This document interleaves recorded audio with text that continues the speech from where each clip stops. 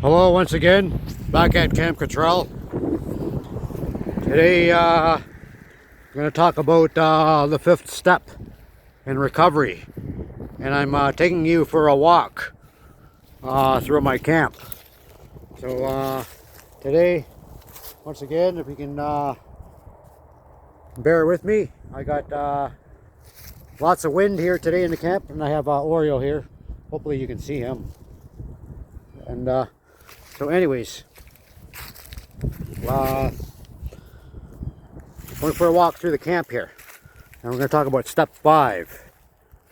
And step 5 in recovery is admit it to God, to ourselves, and to another human being the exact nature of our wrongs. So admit it to God means a God of your understanding, a God that you're comfortable with. It doesn't have to be a Christian God.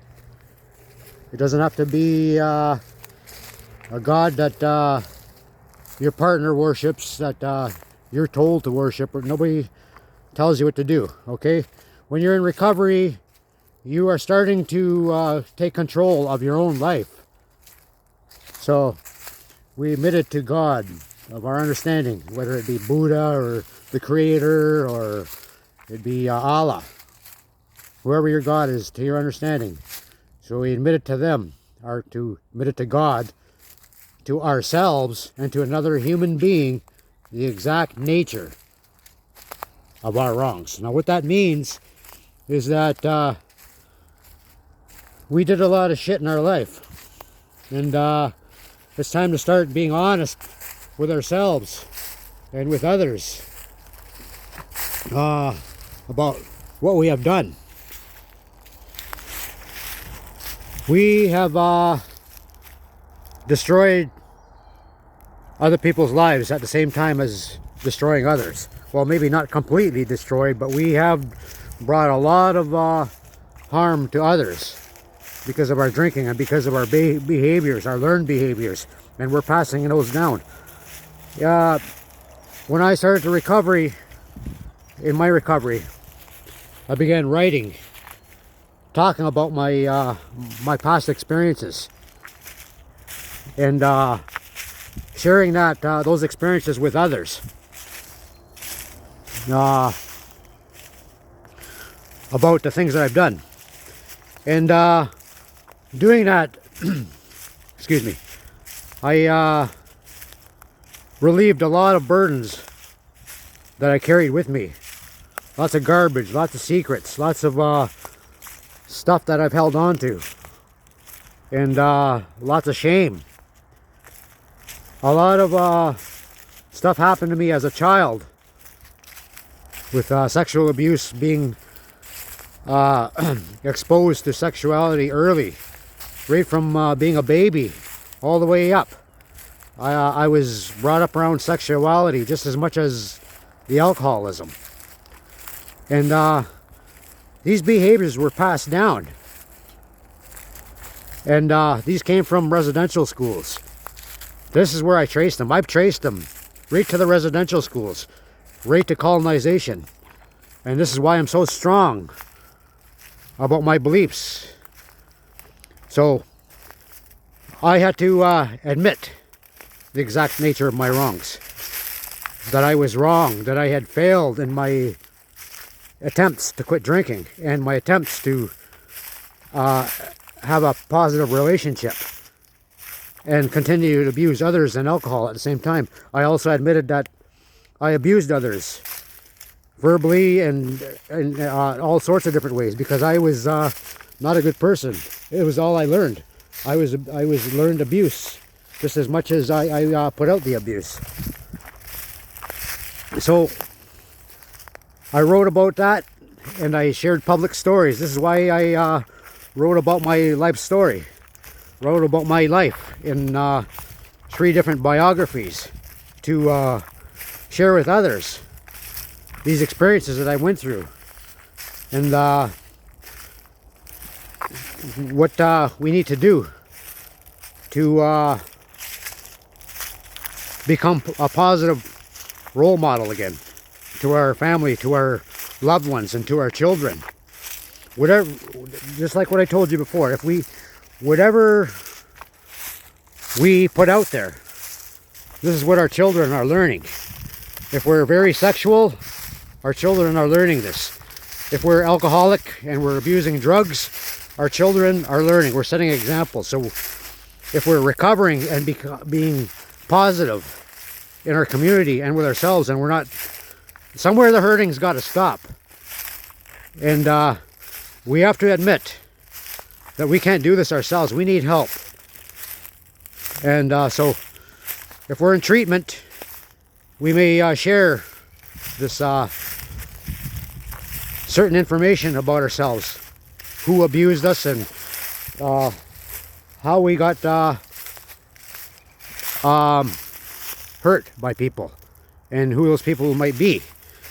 So in treatment, or with people that we are comfortable with, we talk about these things.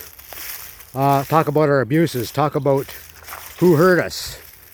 And we can do this with a sponsor from AA, NA, or we can do this with someone that's a spiritual leader. You can do this with a best friend.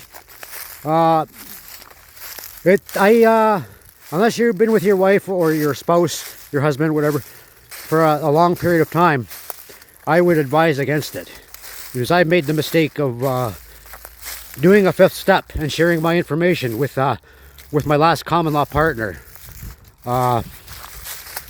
several years ago, when I first started getting sober. And it was the biggest mistake I ever made, because she used any information that I shared with her and tried to make a public spectacle out of it. And she made a big show out of it, and try to control me in that sense by being abusive. So you really need to watch what you say to people and who you're sharing it with. Right now I'm doing this public because I have nothing to hide. There's absolutely nothing for me to hide. And so that's the whole purpose of the fifth step. You're coming clean, you're being honest. It's time to open up and be honest. It's time to let others help you. It's time to let others into your life that can help you in your recovery. So step 5, we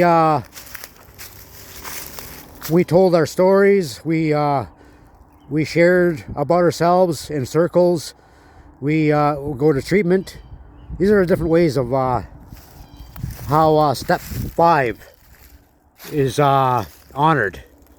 And so by honoring step 5, I mean by following that step, because you need all 12 of the steps if that's the route you're going to go to help you in your recovery. So when you're beginning to sober up and you're on step 5, so you have to admit to the God of your choice, whoever you're comfortable with, and to yourself. So you're admitting to yourself too that, yeah, hey, I really messed up. I really screwed people's lives up. I committed a lot of crimes. I did, or whatever you've done. I've stolen, cheated, so you admit your wrongs, the things that you have done. These are the burdens that are holding you down. You're carrying stuff that's in your past that is keeping you abusing alcohol and drugs. There is stuff in your past that has happened to you. Sexual abuse, being hurt, being tortured by people, whatever it is. Okay, when you're in treatment, this is the time to deal with it. Whoever hurt you, this is the time to deal with it. There's ways of dealing with this. You can write process letters. You can write victim impact statement letters. All sorts of different things. And you can burn these letters. You don't even necessarily have to. All you have to do is read them with someone that you are comfortable sharing it with. And same with doing the fifth step. When you're doing your fifth step with somebody, just watch who you're sharing with. That's what I'm telling you, because I learned it the hard way. So I would not do it with a partner. I would do it with someone that's that's quite knowledgeable and quite far into recovery. So The fifth step is all about coming clean with yourself and opening up and being sober, and learning how to smile again, especially learning how to say no, so you don't have to continue on this path anymore. If you really want this recovery and you want it to work, you have to start dealing with your past too. A lot of people say, oh, you know what, hey, leave the past in the past. The past is back to, you know what, unless you've been through severe addiction, you don't know what the hell you're talking about, okay?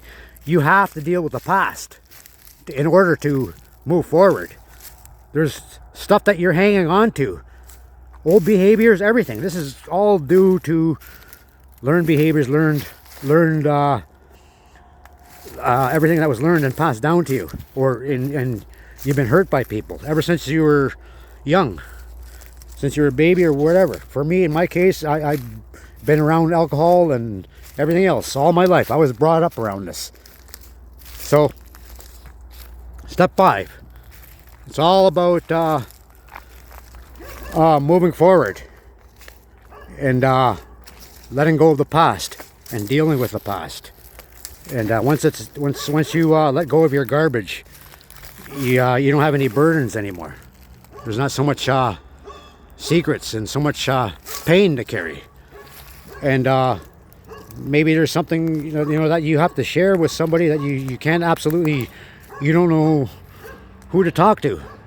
Okay, find that person that you can trust, and begin your 5th step.